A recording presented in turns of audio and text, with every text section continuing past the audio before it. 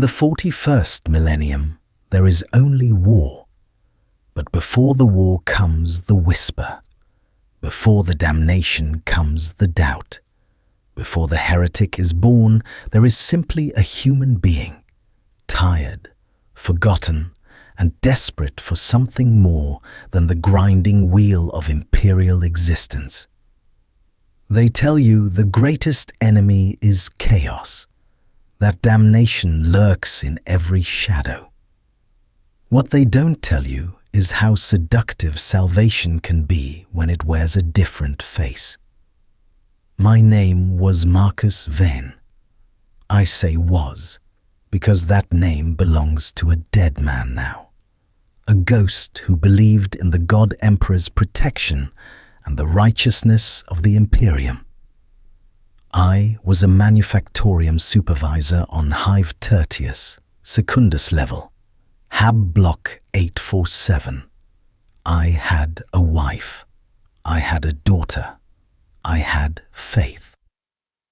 I want you to understand something before we go further. I was not weak. I was not predisposed to heresy.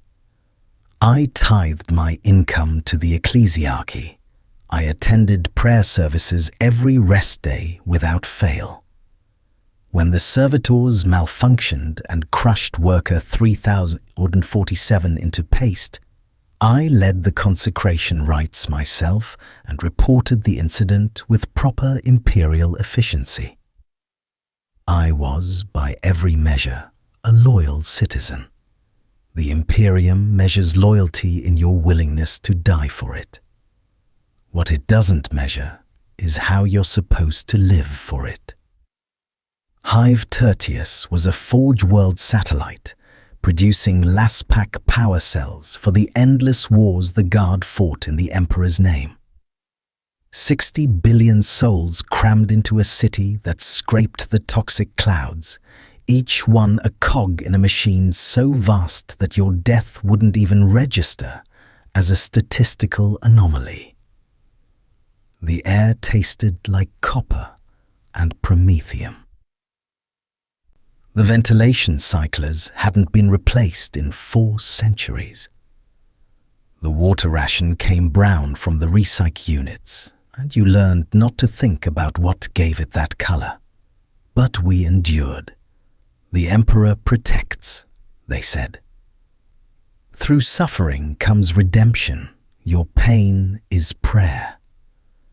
I believed that. Emperor, help me. I truly believed it. The change began small, a quota increase. 30% higher output with no additional resources, no extra rations, no new workers to replace the ones who died the previous month. 14-hour shifts became 16, then 18. My wife, Sarah, worked in the textile mills 3 levels down. We began seeing each other only during sleep cycles. Our daughter Eleanor left in the care of the communal creches where children learned the litanies of obedience before they learned to read. The Emperor provides, the shift priest told us when worker 4193 collapsed from malnutrition. Your service is holy. Your sacrifice is seen. I found 4193 in the recyc chute the next morning. Apparently, the Emperor hadn't been watching closely enough. Then came the tithe assessment. An administratum delegation arrived in their pressed uniforms and clicked their data slates with mechanical precision. Hive Tertius had failed to meet production quotas for the 3rd consecutive quarter. Penalties would be assessed. Rations reduced by 20%. Work hours extended. And here's where my faith first cracked. A levy of 5,000 workers for immediate Departamento Munitorum conscription. The lottery was random. Fair, they said. the Emperor's will made manifest through sacred algorithms. Elena's designation came up. My daughter. 13 years old, barely tall enough to reach my shoulder. They would take her to die in some nameless war on some forgotten rock, and I was expected to bow my head and thank the God Emperor for the privilege of her sacrifice. I did bow my head. I did thank them, because that's what loyal citizens do. Sarah stopped speaking after they took Elena. She would sit in our hab unit, a space barely large enough for two people to stand shoulder to shoulder, and stare at the corroded wall where our daughter's devotional pictures had hung. I tried to pray with her. I tried to remind her that Eleanor served the Emperor now, that her sacrifice was holy. The Emperor is a corpse on a golden throne, Sarah whispered one night, and we're feeding him our children. I should have reported her. Defeatism, heretical sentiment. The Arbites would have made it quick, a bolt round to the back of the head, her name struck from all records, her corpse rendered into protein paste for the next shift's rations. That's how the Imperium maintains order, through fear, through the knowledge that even your spouse, even your parents, even your children might turn you in for a single disloyal thought. I didn't report her. That was my first sin. Instead, I held her while she cried, and I felt something inside me break. Not loudly, not dramatically, just a hairline fracture in the foundation of everything I'd been taught to believe. The Emperor protects. But he hadn't protected Eleanor. He hadn't protected Worker 493, or the thousands of others whose names I'd forgotten, whose deaths had become routine background noise in the cacophony of imperial machinery. The question came unbidden, unwelcome. What are we protecting by serving him? I started noticing things I'd trained myself to ignore. The way the shift priests grew fat while we grew thin. The way the administratum officials wore climate-controlled robes while we sweltered in the manufactorum heat. The way the Arbites patrolled with shock mauls ready, their eyes scanning for any sign of discontent, any hint of questioning. The Imperium didn't need our faith. It needed our compliance. 1 month after Elena's conscription, I found the mark. Someone had scratched it into the coolant pipe in Section 7 Delta, hidden behind a stack of rejected power cells. 8 arrows radiating from a central point. I knew what it was. Everyone knew, even if we pretended not to. The Star of Chaos, the mark of the ruinous powers, the symbol of damnation itself. I should have reported it immediately. Should have called the shift priest, summoned the Arbites, burned the section clean with sacred promethium. Instead, I stood there for 10 minutes, staring at that crude symbol, and felt something stir in my chest. Not horror, not revulsion, hope. Because if there were others who questioned, others who doubted, others who had seen the same cracks in the imperial facade, then maybe I wasn't alone. Maybe I wasn't mad. Maybe the voice in my head asking why wasn't the first whisper of corruption, but the last gasp of sanity in an insane galaxy. I touched the mark. My fingertips came away stained with coolant and rust. That night, I dreamed of a voice that wasn't the Emperor's. It didn't demand. It didn't threaten. It simply asked, "What do you want?" I woke with Sarah shaking me, her eyes wide with fear. I'd been speaking in my sleep. Words in a language I'd never learned, sounds that made my throat ache and my teeth taste like copper. The mark on my finger hadn't washed away. The mark faded after 3 days, but the question remained. What do you want? Nobody had ever asked me that before. The Imperium tells you what you want. You want to serve. You want to sacrifice. You want to die with the Emperor's name on your lips and gratitude in your heart for the opportunity to bleed for him. Desire is heresy.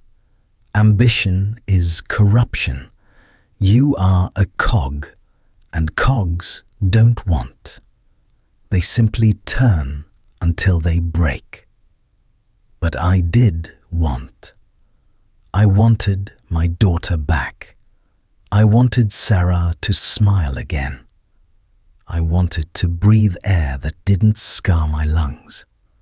I wanted to sleep without the grinding thunder of the manufactorum shaking our hab unit. I wanted to matter as something more than a production statistic. I wanted to stop hurting. The Imperium has no answer for that kind of want, except prayer and penance. So I stopped looking to the Imperium for answers. I returned to Section 7 Delta during night cycle, when the manufactorum ran on skeleton crew. The Star of Chaos had been scrubbed away, some diligent worker fulfilling their duty, but I knew where it had been.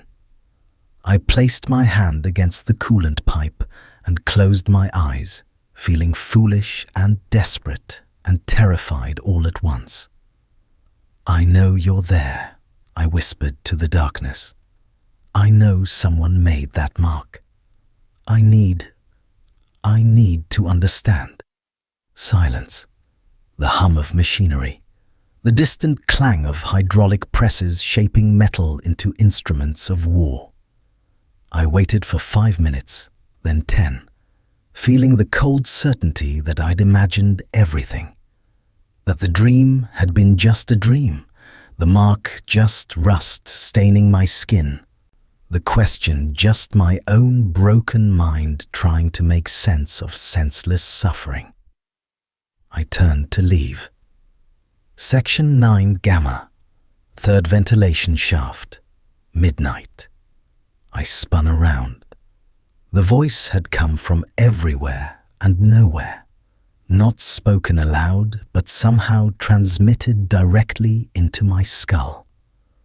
A man stood in the shadows between 2 massive cooling units, his face obscured by the manufactorum's perpetual gloom. I could see only his silhouette and the faint gleam of his eyes catching the amber warning lights. "Who?" I started. He was gone. Not walked away, not hidden. Simply gone, as if he'd never been there at all. I should have run to the shift priest, should have confessed everything and accepted whatever punishment the ecclesiarchy deemed appropriate. Flogging, probably. Maybe mind wipe if they suspected corruption. Better that than damnation. But I didn't run to the priest. I went home, kissed Sarah's forehead while she pretended to sleep, and counted the hours until midnight. Section 9 Gamma was condemned. Had been for decades. Ever since a plasma conduit rupture killed 40 workers and left the zone saturated with radiation. The administratum had sealed it rather than repair it, more efficient to write off the space than allocate resources for decontamination. The entrance was chained and marked with purity seals that had faded to illegible yellow scraps. I broke the chains with a maintenance wrench. The seals crumbled to dust at my touch. The ventilation shaft descended into absolute darkness. I'd brought a loom stick from the emergency supplies, its pale green chemical light barely pushing back the shadows. The air grew colder as I climbed down the rusted ladder, my breath misting in front of my face. This close to the hive's exterior, the climate systems didn't reach. I could hear the wind howling through cracks in the superstructure, a sound no hive citizen should ever hear, a reminder that only thin metal separated us from the toxic wasteland outside. At the bottom, a tunnel. The walls were slick with condensation and something else, a black residue that seemed to writhe in the loom stick's glow. I followed it deeper, my heart hammering against my ribs, every survival instinct screaming at me to turn back. The tunnel opened into a chamber that shouldn't have existed. The schematic maps showed Section 9 Gamma as a simple storage zone, but this space was vast, a cathedral of rusted metal and forgotten machinery. And it wasn't empty. 13 people stood in a rough circle around a makeshift altar. Men and women, old and young, their clothing marking them as workers from every level of the hive. A medici orderly, a ventilation technician, a preacher's assistant still wearing her ecclesiarchy robes. Ordinary people. Citizens who should have been sleeping in their habs, preparing for another day of loyal service. Instead, they were here, in the dark, in the forbidden places. Marcus Vane. The man from the manufactorums stepped forward, and in the combined light of a dozen loom sticks, I finally saw his face, gaunt, scarred. But his eyes held something I hadn't seen in years, certainty without fear. You touched the mark. You heard the question. You came seeking answers. I came because I don't understand what's happening to me, I said, my voice shaking. The dreams, the voice. I need to know if I'm losing my mind. You're not losing your mind. A woman spoke, the medici orderly, her voice soft and clinical. You're waking up from a lifelong delusion. The Imperium calls it corruption. We call it clarity. We are chaos cultists, the scarred man said, and the words should have sent me running, screaming for the Arbites, anything. But he said it without malice, without the wild-eyed fanaticism I'd been taught to expect from heretics. He said it the way someone might say we are human, a simple statement of fact. We worship the true gods, the powers that offer genuine reciprocity, not the corpse emperor's empty promises. The emperor protects, I said automatically, the litany of faith rising unbidden. Does he? The woman stepped closer. Did he protect your daughter? Did he protect the 40,000 children conscripted from this hive last year? Did he protect you from starvation, from exhaustion, from the slow grinding death of meaningless service? He tests us. Our suffering is holy. Your suffering is fuel. The scarred man's voice cut through my protests like a blade. The Imperium is a machine that runs on human misery. It grinds you down and calls the powder prayer. It bleeds you dry and calls the blood sacrifice. And when you're finally used up, it renders your corpse into nutrients for the next generation of slaves. That's heresy.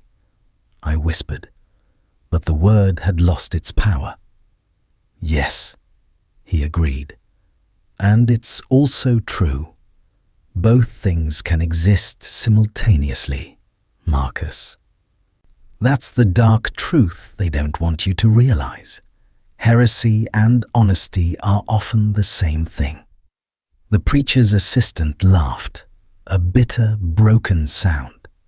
I spent 15 years teaching the Imperial Creed, telling people their pain had purpose. Then my brother got sick. Simple infection. Treatable. But medici supplies go to the guard first, the nobility second, the priests third. Workers? She spat on the ground. Workers pray and die.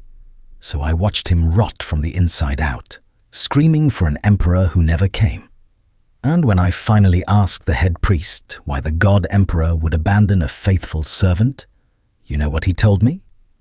I didn't answer. He said my brother's faith must have been insufficient, that his death was punishment for some hidden sin. Her eyes gleamed with unshed tears. That's when I understood. The Imperium doesn't serve humanity. Humanity serves the Imperium. We're livestock, chattel, and they've convinced us to thank them for the slaughterhouse. The scarred man placed something in my hand, a crude pamphlet printed on recycled parchment. I could see text in High Gothic, diagrams I didn't recognize, and another symbol, a figure 8 on its side. Infinity, eternity, Khorne's mark. Read this, he said. Then decide. If you want to remain a slave who calls his chains duty, burn it and forget this place. But if you want to be free, if you want to take back even a fraction of what the Imperium has stolen from you, come back next week. We gather when the eye of terror is visible in the night sky. The true gods are watching, Marcus. And unlike the corpse emperor, they actually answer. I took the pamphlet. My hand was steady. That was my second sin. And unlike the first, I committed it with full awareness of what I was doing. I read the pamphlet in pieces, hidden moments stolen between shifts. A paragraph while the coolant cyclers ran their maintenance protocols. A page during the mandatory prayer hour when everyone bowed their heads and I pretended to recite the litanies. I tore it into sections and memorized each one before burning it in the plasma vents, destroying the evidence while the words burned themselves into my mind. It was crude theology, half-remembered lore mixed with personal testimony and desperate philosophy. But it spoke truths the Imperium had spent my entire life denying. The Emperor was dying, had been dying for 10,000 years, kept alive by machinery and the daily sacrifice of 1,000 psychers, 1,000 human souls murdered every day just to keep a corpse on a throne. The Imperium wasn't humanity's protector. It was humanity's prison, a totalitarian nightmare that had calcified around a failed god and his failed dream of galactic conquest. But there were other gods, gods who hadn't failed, gods who offered tangible rewards for worship, who granted power to their followers, who answered prayers with action rather than silence. Khorne, the blood god, strength and martial prowess for those brave enough to take what they wanted. Tzeentch, the changer of ways, knowledge and transformation for those who sought to escape their circumstances. Nurgle, the plague father, acceptance and community for those abandoned by uncaring fate. Slaanesh, the prince of pleasure, sensation and perfection for those numbed by endless suffering. The pamphlet called them the ruinous powers. I understood why the Imperium used that name. Ruin implied destruction, chaos, the end of order. But reading those words in the darkness of my HAB unit, I couldn't help thinking, what exactly would be ruined? The system that took my daughter? The order that ground billions of humans into paste? The faith that promised everything and delivered nothing? Maybe some things deserve to be ruined. Syrah noticed the change in me. I was sleeping better, dreaming less of Eleanor's conscription and more of other things. Visions of burning skies and brass towers. Whispers in languages that made my blood sing. I caught myself humming sometimes, low, discordant melodies that seemed to come from somewhere outside myself. "You're different," she said one night, her voice carefully neutral. Quieter, but not sad quiet, something else. "I found something," I told her. "Something that might help." Her hand found mine in the darkness. "Is it dangerous?" "Yes." "Good." Her grip tightened. "I'm tired of being safe. Safe means slow death. If you found something dangerous, something that might actually change things, I want to know." So I told her. Not everything, not yet, but enough. About the mark, the meeting, the people who'd turned away from the Emperor and found something else. The promise of power, of agency, of mattering as more than a production statistic. I expected horror, rejection, maybe even betrayal. She could have run to the Arbites, saved herself, claimed I'd corrupted her with heretical ideas. Instead, she laughed. A real laugh, the first I'd heard from her in months. "I've been waiting," she said, "hoping you'd see it too. The lie. The great imperial lie that we're supposed to swallow and smile and thank them for. I thought I was alone. I thought the despair would kill me before I found anyone who understood. You've been thinking about this, about turning away. Since the day they took Elena." Her voice hardened. "The Emperor had his chance to protect what was mine. He failed. So now I'll find gods who won't." The second meeting came 6 days later. The eye of terror hung in the night sky like a festering wound, visible through the gaps in the hive's superstructure where the void leaked through. Syrah came with me this time, her hand in mine, as we descended into Section 9 Gamma's forbidden depths. The congregation had grown. 23 people now, the chamber illuminated by candles arranged in intricate patterns. The altar had been expanded, no longer crude scrap metal, but something deliberately constructed, marked with symbols that hurt to look at directly. The air tasted different, thicker, charged with something I couldn't name. "Welcome, Marcus," and "Welcome, Sarah." The scarred man. I'd learned his name was Vane, a former manufactorum foreman who'd lost his entire family to a sanctioned purge of underproductive workers, gestured for us to join the circle. Tonight is significant. Tonight we move beyond theory and into practice. Tonight we pray to gods who actually listen. The Medicae orderly, Kessa, produced a data slate. Each of you came here seeking something: relief from pain, answers to questions, revenge against those who've wronged you. The ruinous powers offer all of this, but they require understanding. You must know which god speaks to your soul." She began to describe them in detail, far beyond what the pamphlet had offered. Khorne, who valued martial prowess and honest brutality, strength without the pretense of righteousness. Tzeentch, who rewarded cleverness and ambition, change without the chains of tradition. Nurgle, who offered belonging and the acceptance of life's inevitable decay, community without judgment. Slaanesh, who promised sensation and transcendence, pleasure without shame. "The Imperium calls this corruption," Vayne said.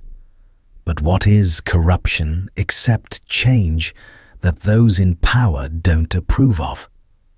You've already changed by coming here. You've already chosen to become something other than obedient livestock. Now we simply make that choice tangible." He produced a knife, not a weapon, a ritual implement, its blade inscribed with symbols that seemed to shift in the candlelight. "The first offering is always blood, your blood, given willingly, not extracted by imperial machinery. This is your declaration of independence, your statement that your body, your life, your soul belongs to you, not to the god emperor, not to the administratum, not to the endless machine of imperial exploitation." One by one, the cultists approached the altar. Each drew the blade across their palm, letting blood drip onto the symbols carved into the metal. And each time blood touched the altar, something responded. The temperature dropped, the candles flickered despite the still air, and in the back of my mind, I felt presence, attention, as if something vast and terrible and magnificent had turned its gaze toward our small gathering of heretics. When my turn came, I didn't hesitate. The blade was cold. The pain was sharp and clean. My blood looked black in the candlelight as it fell onto the altar, and I felt the presence surge closer, examining me, evaluating me. "What do you want?" The question returned, louder now, impossible to ignore. "I want my daughter back," I whispered. "I want the Imperium to pay for what it's taken. I want to matter." "Then take." The voice was vast, multi-layered, 1,000 tones speaking in unison. "Take what was stolen. Take what you desire. Take until your hands are red and your enemies are dust. I am Khorne. I am strength. I am the truth that the Imperium denies, that power belongs to those willing to seize it." Serah cut her palm next. Her blood mingled with mine on the altar. "I want them to hurt the way I hurt. I want revenge." "Granted." The word resonated through the chamber, through our bones, through reality itself. The candlelight changed color, from yellow to red to something that wasn't quite light at all, but rather the absence of something, a hungry void that drank in illumination. The symbols on the altar began to glow with heat, cherry red, then white hot. And I should have been afraid, but instead I felt exhilaration. This was real.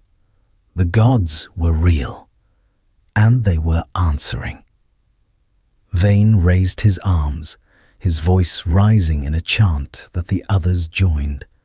Words in a language I'd never studied, but somehow understood. Dark tongue, the language of chaos, the language of truth unfiltered by imperial censorship.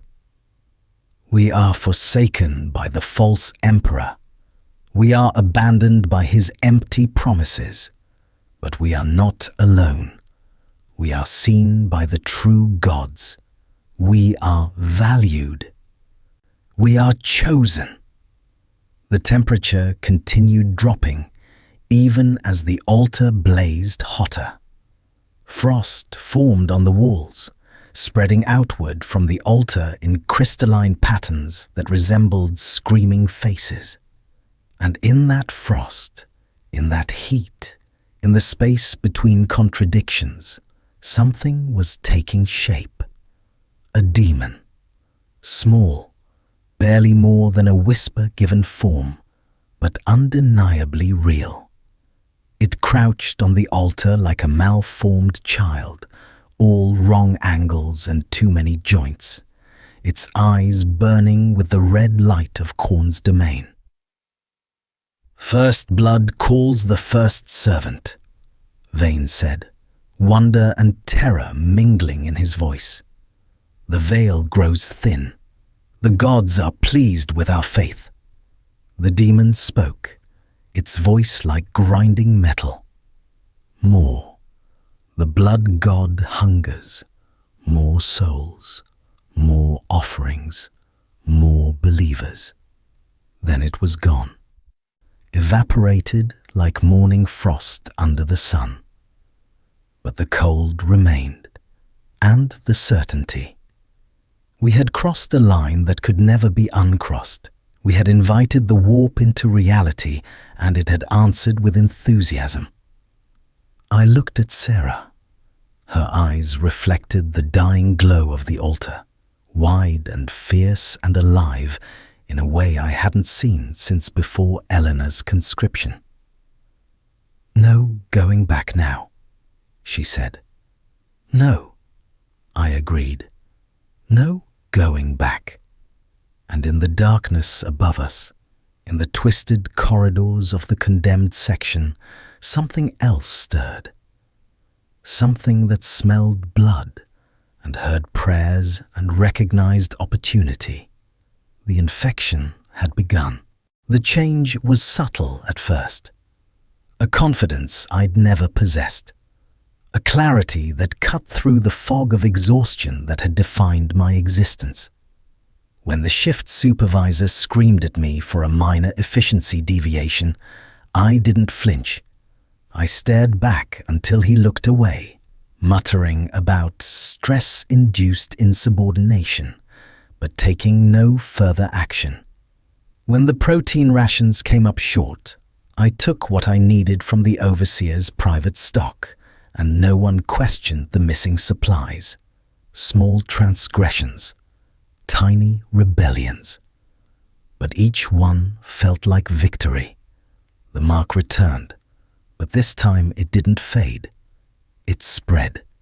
The 8-pointed star had been replaced by something more specific. A stylized skull with brass horns, Khorne's rune, burning itself into the flesh of my left forearm. I kept it covered with long sleeves even in the manufactorum heat. But sometimes I'd catch myself tracing the edges through the fabric, feeling the raised scar tissue pulse with warmth that had nothing to do with external temperature. Sarah's mark manifested differently.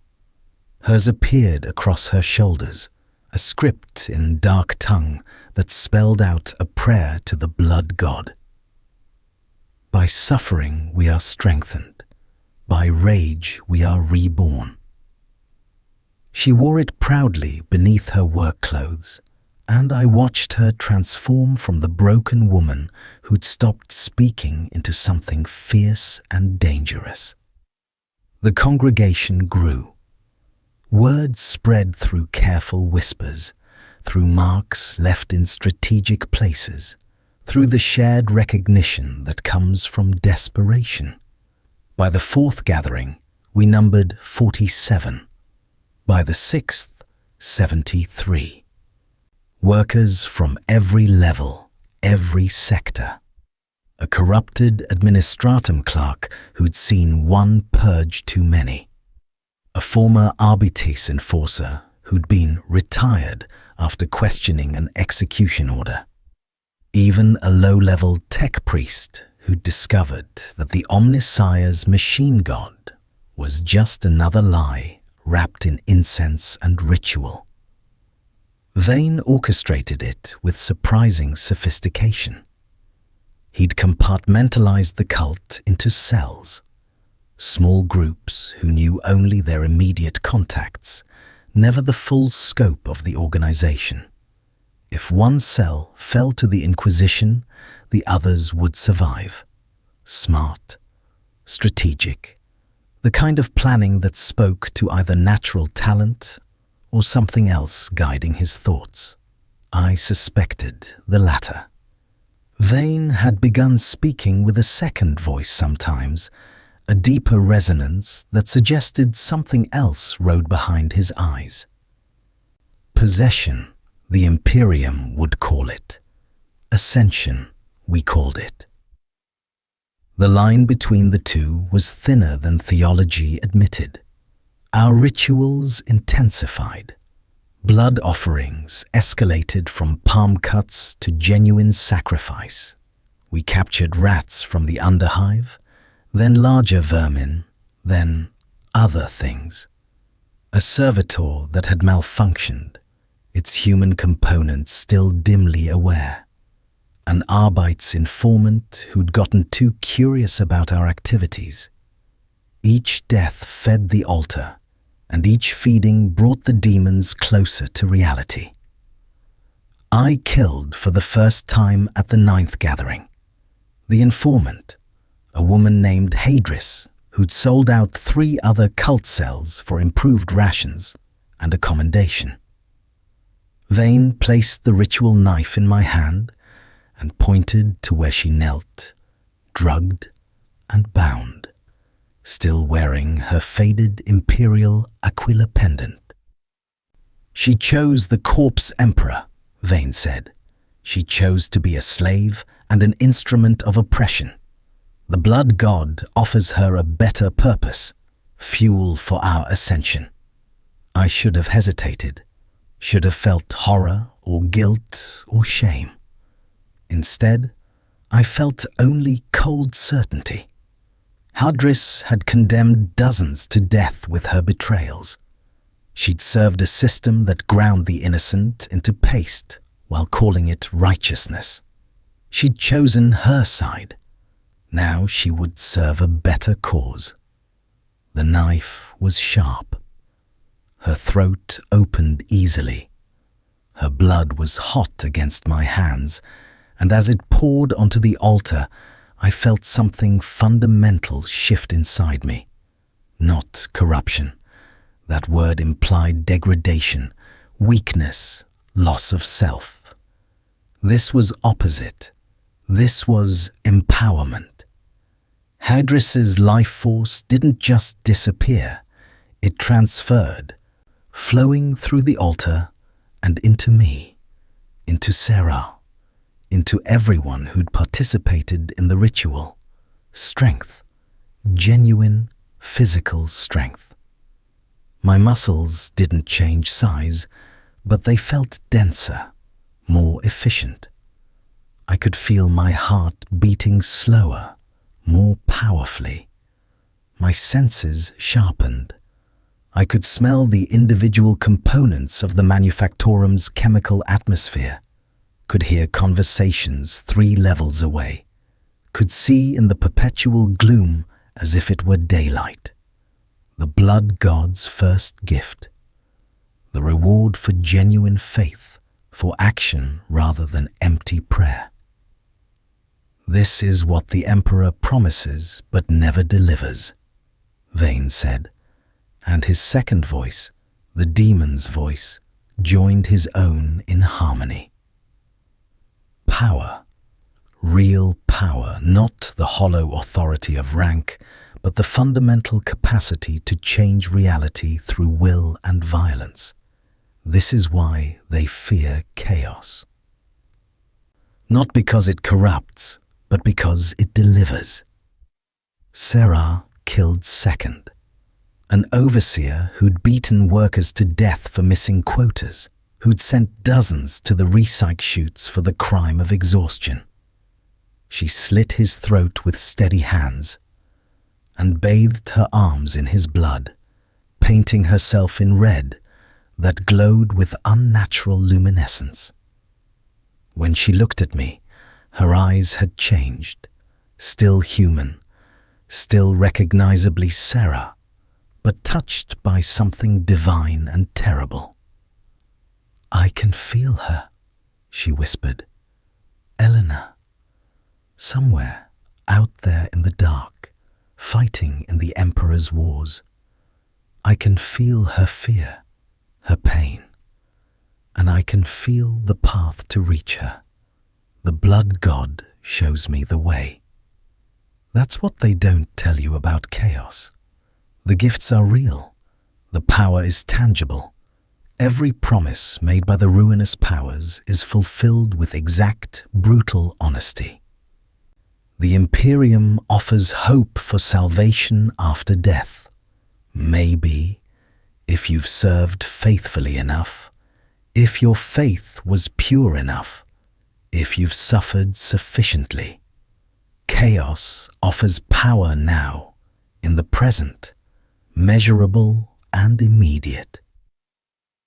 The Imperium demands everything and gives nothing. Chaos demands everything and gives more.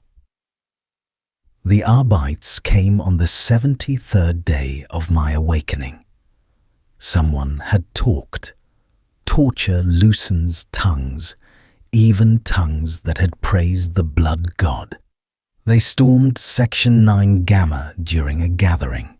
50 enforcers in full carapace armor with shock mauls and suppression shotguns, led by an Arbites judge who quoted the Lex Imperialis in a voice that expected immediate compliance.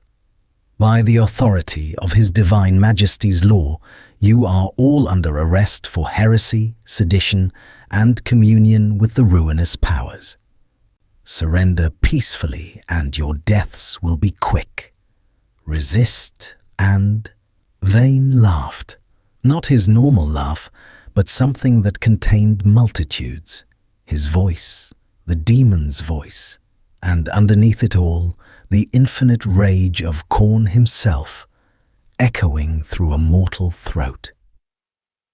"We do not surrender," he said, and his body began to change.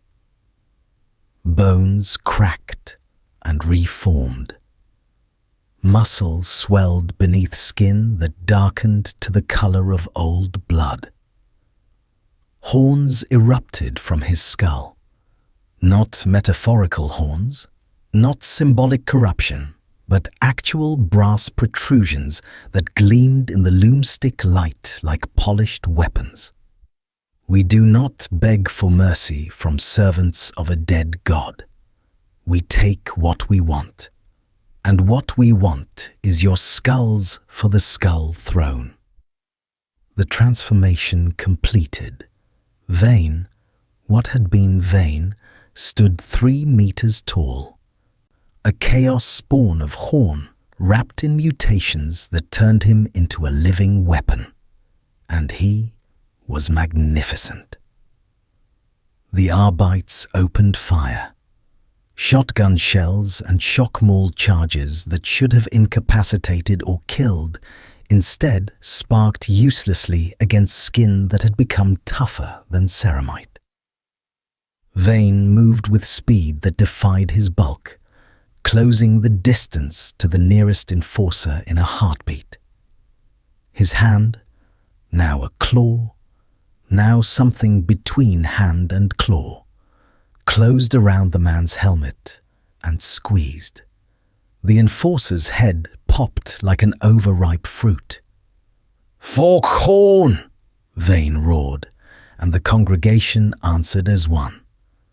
"Blood for the blood god." We charged, 73 cultists against 50 armed enforcers, and we won. not through superior equipment or training, but through faith given tangible form. The blood god's gifts flowed through us, supernatural strength, pain resistance, battle fury that turned ordinary workers into instruments of holy slaughter. I felt bullets impact my chest and barely registered the pain. Sarah tore an Arbites enforcer's arm off at the shoulder and beat him to death with it, laughing with joy that was both terrible and beautiful. The Arbites judge lasted longest. He invoked the Emperor's name, called down blessings that manifested as golden light, genuine faith, genuine power, the Corpse Emperor's last desperate attempt to protect his servants. It burned where it touched us, seared away flesh and caused mutations to revert temporarily. But faith alone wasn't enough. Not against the concentrated rage of 73 souls who'd chosen damnation and received divinity. I killed the judge myself. Drove a piece of broken metal through his eye lens and into his brain, silencing his prayers forever. His blood tasted like brass and righteousness on my tongue. Yes, I tasted it, drank from the wound, felt his life force join the torrent of power flowing through me. The Emperor's light died with him, and in the sudden darkness, lit only by the altar's unholy glow, we stood victorious among the bodies of those who tried to enforce a dead god's law. Vane's mutations slowly receded, leaving him mostly human again, though the brass horns remained, permanent marks of the blood god's favor. "This is war now," he said, panting, his voice still containing harmonics that shouldn't exist in human speech. "They know we exist. They'll send more enforcers, then inquisitors, then perhaps even space marines if we're significant enough. The Imperium doesn't negotiate with heretics. They'll burn this entire hive to ash before they let us survive." "Good," Sarah said, and I saw my own exhilaration reflected in her blood-spattered face. "Let them come. Let them send their best.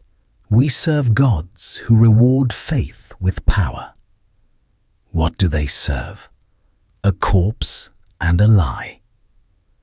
Around us, the congregation was changing. Not dramatically, not like Vane's transformation, but subtly. Muscles denser, eyes brighter, teeth sharper.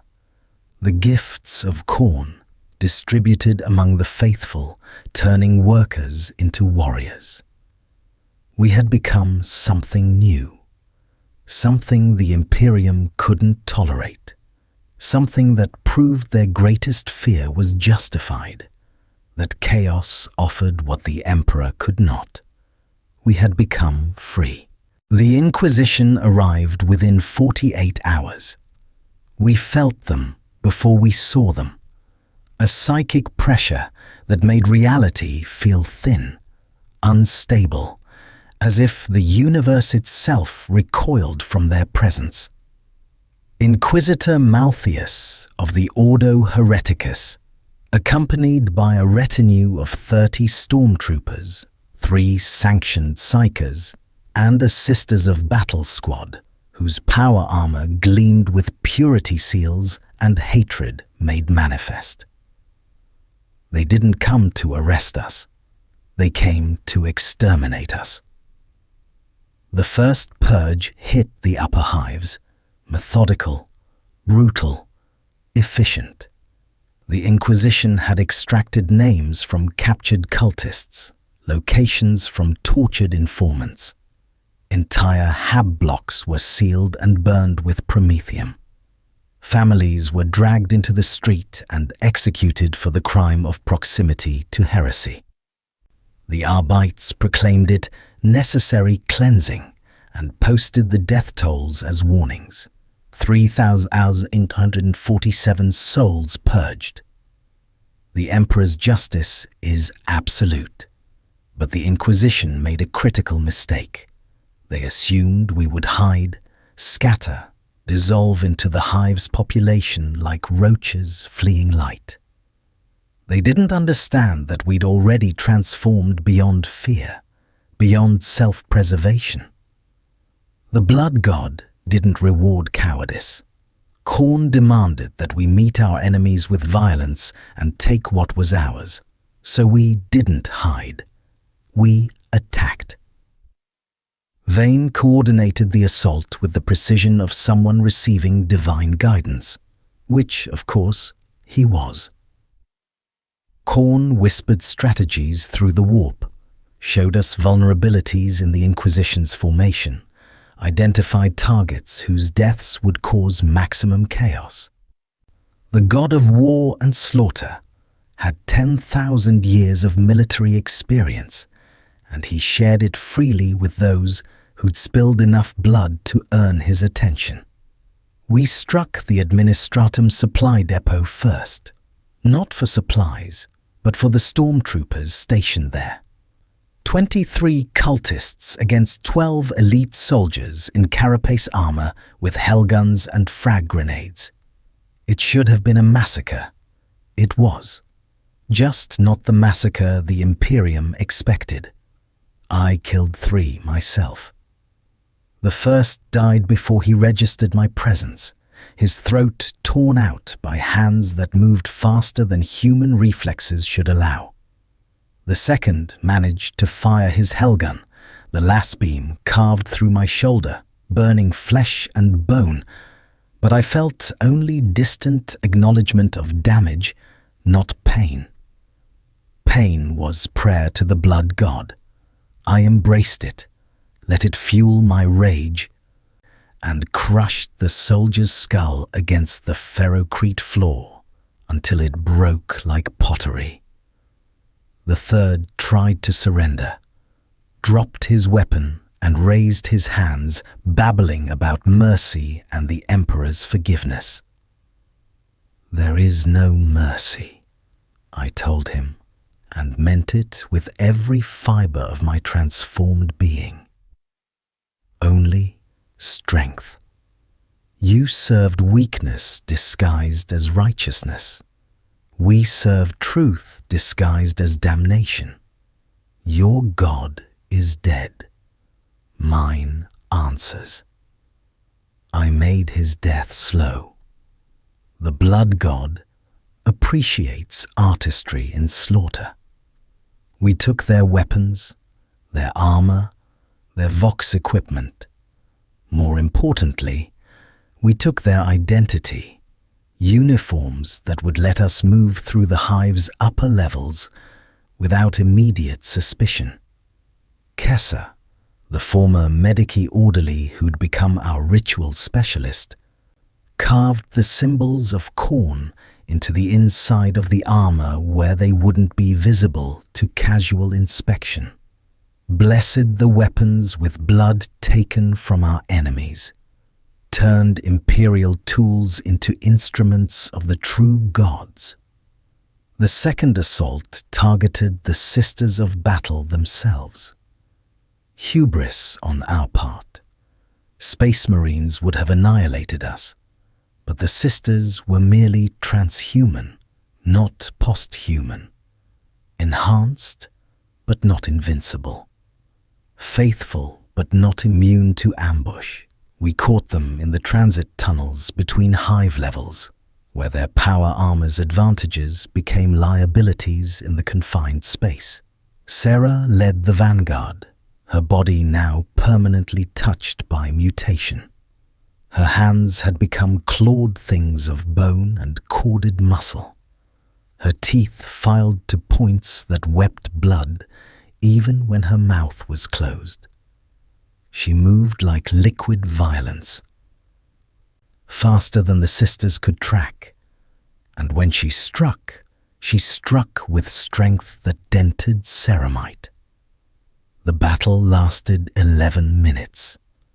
We lost 19 cultists, but we killed 4 sisters of battle and wounded 3 more badly enough that they retreated, dragging their casualties and leaving behind a Godwin pattern bolter that Vane claimed as his trophy. "The Emperor's finest," he said, hefting the massive weapon that should have been too heavy for an unaugmented human to wield. But we weren't unaugmented anymore. We were touched, blessed, changed by faith into something that transcended human limitation. They bleed red like everyone else. They die like everyone else. The only difference is they've been programmed to believe their deaths matter. Ours do.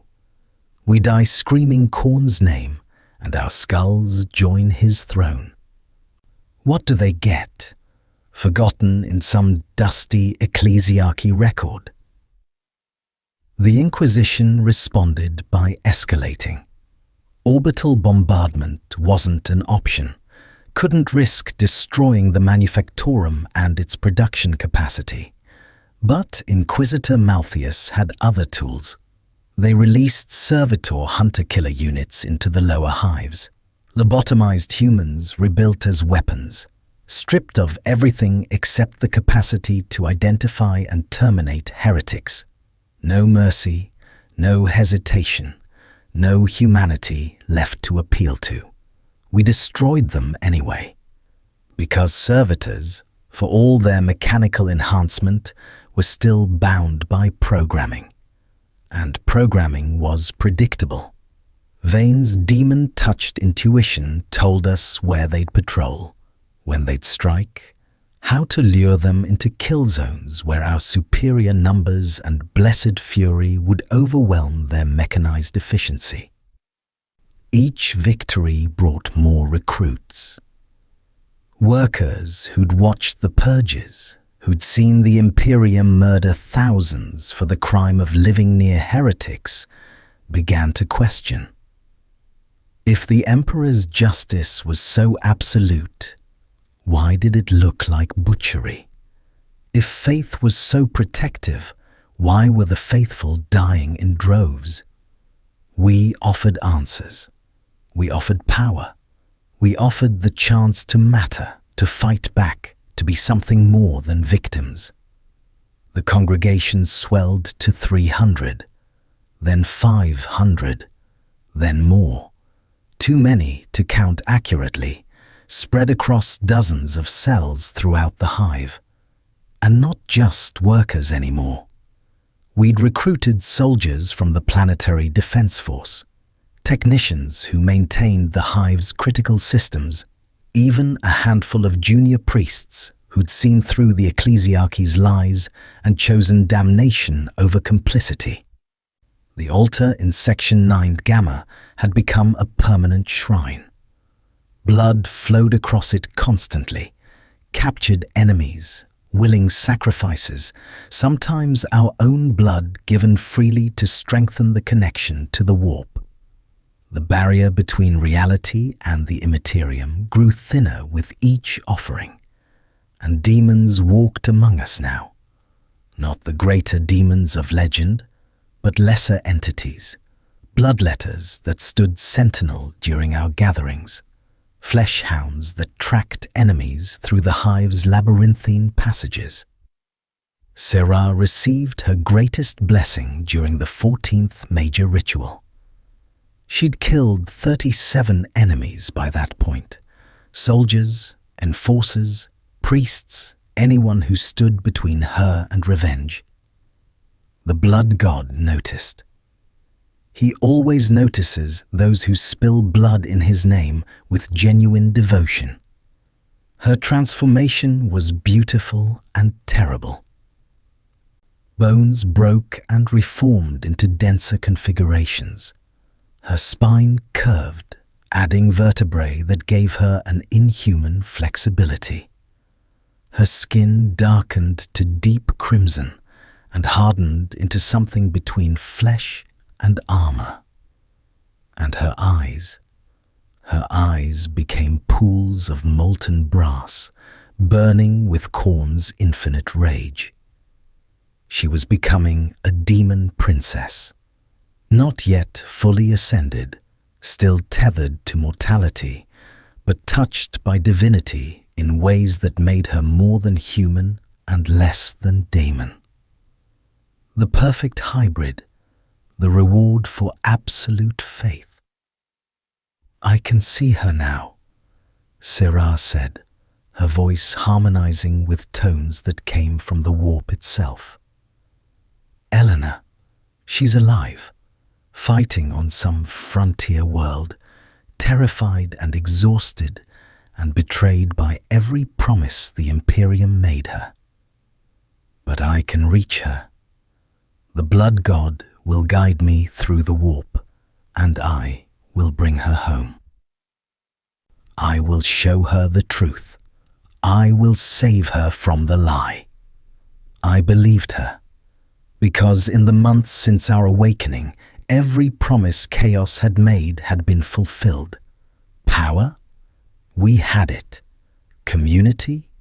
We'd built it. Purpose? We were living it.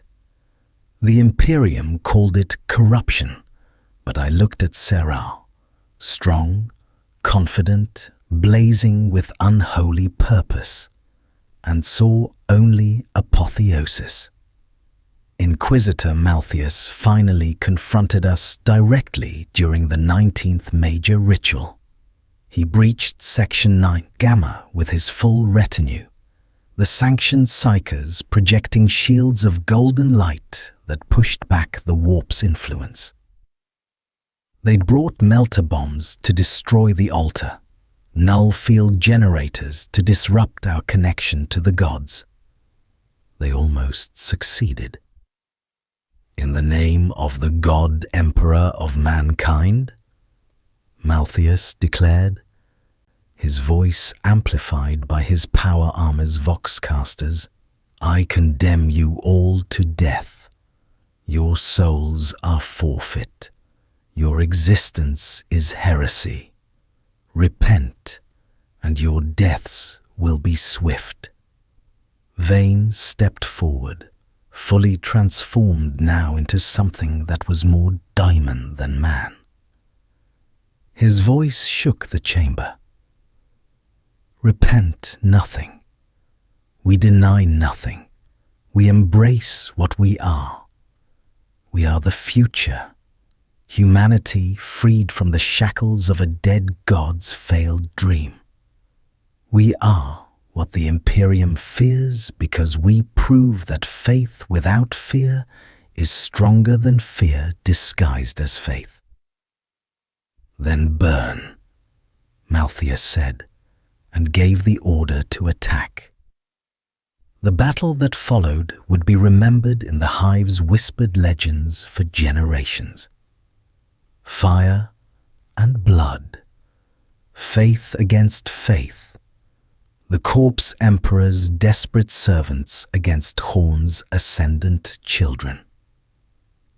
We lost 147 cultists. The Inquisition lost everyone except Malthius himself and one sanctioned psyker. But we didn't kill them. Sarah stopped me when I moved to finish Malthius, her clawed hand gentle on my shoulder. "Let them go," she said. "Let them report what they've seen. Let them tell the Imperium that we are not defeated, not scattered, not hiding in the darkness.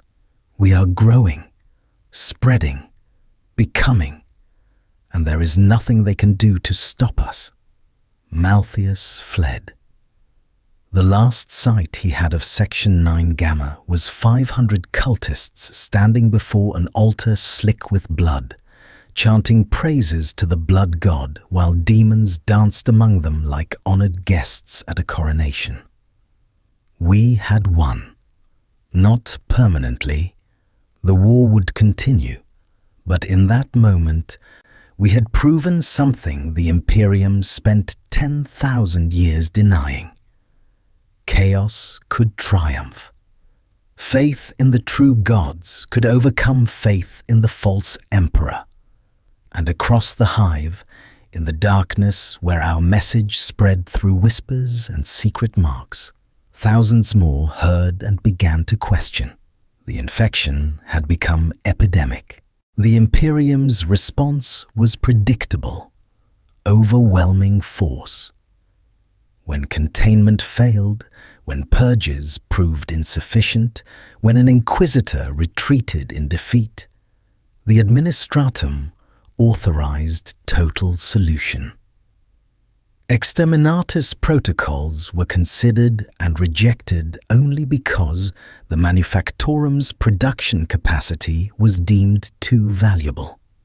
Instead, they sent the Adeptus Astartes, the Crimson Fists, a company of space marines, each one a transhuman demigod of war, gene-enhanced and psycho-indoctrinated to feel no fear, no doubt, no mercy. They arrived in drop pods that shook the hive to its foundations, and they brought with them the Emperor's final judgment. We felt them coming. The warp shuddered with their presence, not because they touched chaos, but because they rejected it so absolutely that reality itself bent around their faith. They were the Emperor's angels of death, and they had come to remind us why the Imperium had endured for 10 millennia, despite its countless failings. Vane gathered what remained of the congregation, 412 souls, many bearing mutations that marked them as Khorne's chosen. We assembled in the vast underhive caverns we'd claimed as our true temple, a space cathedral-sized where the altar had grown to monstrous proportions, fed by months of constant sacrifice. The air tasted like copper and ozone, the warp bleeding through reality in visible waves of crimson distortion. "They send their best," Vane said, his demon-touched voice carrying to every cultist. "The Emperor's finest killers, gene-forged warriors who've conquered worlds and slaughtered Xenos by the millions. They come expecting to find cowering heretics, broken souls who've traded humanity for scraps of demonic power." He smiled, brass fangs gleaming. "They will find warriors. They will find believers whose faith has been rewarded with genuine divinity. And they will learn what the Imperium refuses to accept, that we are not corruption. We are evolution. We are humanity's next step, freed from the chains of a dying god's delusion." The Space Marines struck with surgical precision. They breached through 3 separate entry points simultaneously, moving in combat squads with coordinated fire that cut down cultists with brutal efficiency. Bolter shells exploded in chests and heads, turning human bodies into red mist. Flamiers scoured entire corridors, burning away the symbols we'd painted and the flesh of those who defended them. We fought back with everything we'd become. Bloodletters manifested from the warp, their hellblades clashing against ceramite with showers of sparks. Cultists bearing the blood god's gifts charged forward with superhuman strength and pain resistance, dragging down space marines through sheer numbers and sacrificial fury. Syrah led from the front, her demon princess transformation nearly complete, moving faster than even transhuman reflexes could track. She killed a space marine, actually killed him, drove her claws through the weak points in his power armor's joints, tore out the fusion pack that powered his suit, and ripped his head from his shoulders while his brothers fired on her. The wounds closed almost as fast as they appeared, her flesh regenerating through faith and Khorne's blessing. "Blood for the blood, God," she screamed. And 100 voices answered, "Skulls for the skull throne." But we were losing. Slowly, inexorably, we were losing. For every space marine we brought down, and we'd killed 3, a feat that should have been impossible, we lost 50 cultists. The Crimson Fists moved with perfect discipline, supporting each other, covering angles of fire, advancing with the inevitability of grinding glaciers. They were better than us, better trained, better equipped, backed by 10,000 years of military tradition and the absolute certainty of divine righteousness. The difference was that we didn't need to win. We just needed to last long enough. Vane stood before the altar as the Space Marines closed in, his arms raised to the bleeding sky visible through the cavern's broken ceiling. Around him, the last 100 cultists formed a protective circle, willing to die so he could complete the ritual. Blood flowed across the altar in rivers now. Our blood, their blood, blood from sacrifices made over months of worship. The warp responded, howling with anticipation. "Through blood, we opened the door," Vane chanted, his voice shaking reality itself. "Through sacrifice, we paid the price. Through faith, we earned the reward. Khorne, blood, God, warrior king, we call upon you. Manifest your glory. Show these servants of the false emperor the truth of power." The altar exploded with crimson light. Not metaphorical light, actual illumination that burned like a wound in reality's fabric, so bright that even the Space Marines' autoreactive visors couldn't filter it completely. And through that wound, something stepped. A bloodthirster. A greater demon of Khorne, one of the blood god's mightiest servants. 4 meters of brass armor and corded muscle, wings that dripped molten metal, an axe the size of a man that screamed with the voices of 1,000 slaughtered souls. It stood upon the altar and roared with such volume that the cavern walls cracked, that hab blocks 3 levels above collapsed from the sonic pressure, that every human in a kilometer radius felt their hearts skip beats in sympathetic terror. The Space Marines didn't hesitate. They opened fire immediately, bolter shells and plasma bursts converging on the demon with disciplined fury. But greater demons don't die to conventional weapons. The attacks splashed uselessly against its brass armor, and where they found flesh, the wounds closed before blood could spill. The bloodthirster laughed, a sound like continents grinding together, and began its slaughter. I won't describe in detail what happened next. Some things are too terrible, too magnificent, too perfect in their violence to reduce to words. The Space Marines fought with every weapon they possessed, with every tactical doctrine encoded in their genetic memory. They wounded it, actually managed to wound a greater demon through faith and firepower combined. But wounding isn't enough when your enemy is sustained by the infinite rage of a god who existed before the Imperium and will exist long after its ashes cool.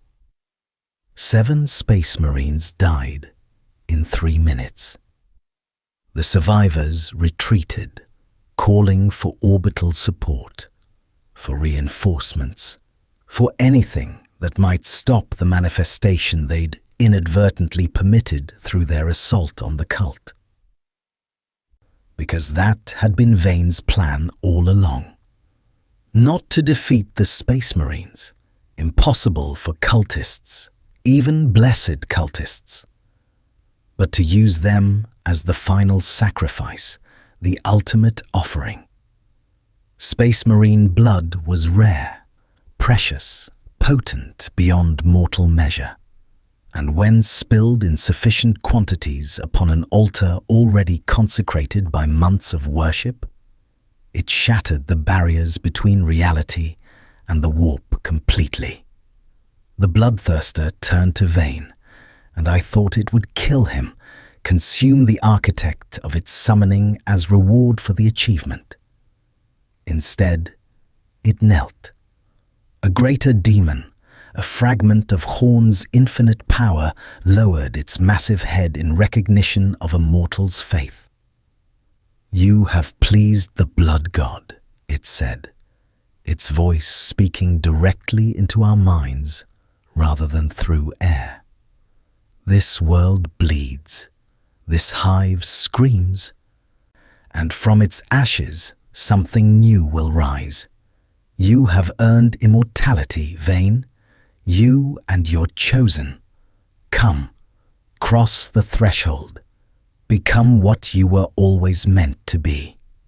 Vane looked back at us, at me, at Sarah, at Kessa and the other cultists who'd survived this long. His expression was ecstatic, terrified, triumphant, accepting all at once. "This is Apotheosis," he said. "This is the reward the Emperor promises but never delivers. The blood god keeps his word. He offers transcendence to those brave enough to seize it. I go gladly." He stepped into the light, into the wound in reality, and changed. His body tore itself apart and reformed into something greater, not a demon, but not human either. A demon prince, Khorne's champion, immortal and powerful and forever bound to the blood god's service. Sarah went next, then Kessa, then others, one by one, those who'd spilled the most blood, killed the most enemies, demonstrated the most absolute faith. They crossed the threshold and were remade into beings of warp stuff and divine favor, creatures that would exist beyond death, beyond time, beyond everything the Imperium defined as real. The bloodthirster looked at me. "You, Marcus Vane, who was, will you ascend? Will you abandon mortality and embrace eternity?"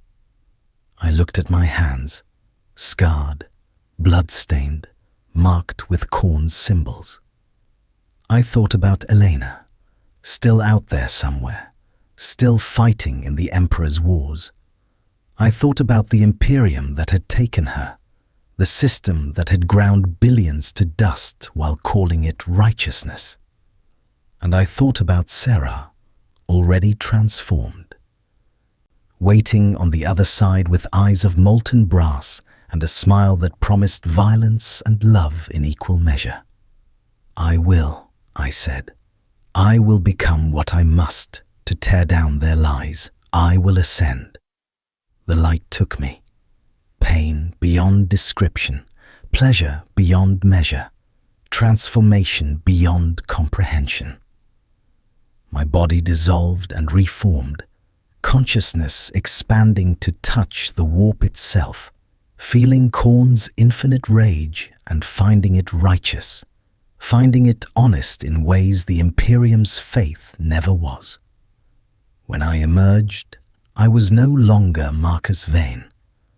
I was something else, something eternal. Behind us, the bloodthirster spread its wings, and let loose a roar that shattered every window in the upper hive. The Space Marines were retreating. The Inquisition was mobilizing every resource. The Imperium was finally, truly afraid. Because we had proven something they'd spent 10,000 years denying. Chaos delivers its promises. The gods are real. Faith without fear is stronger than fear disguised as faith. And across the Imperium, on a million worlds where the desperate and the forgotten suffered under the God Emperor's neglect, other cultists were listening.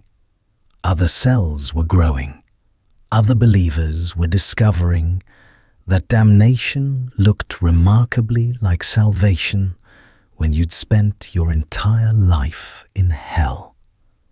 The infection had gone pandemic, and there was no cure except the truth we'd embraced, that humanity's future belonged not to a corpse on a golden throne, but to those brave enough to seize their own divinity from the gods who actually answered prayers.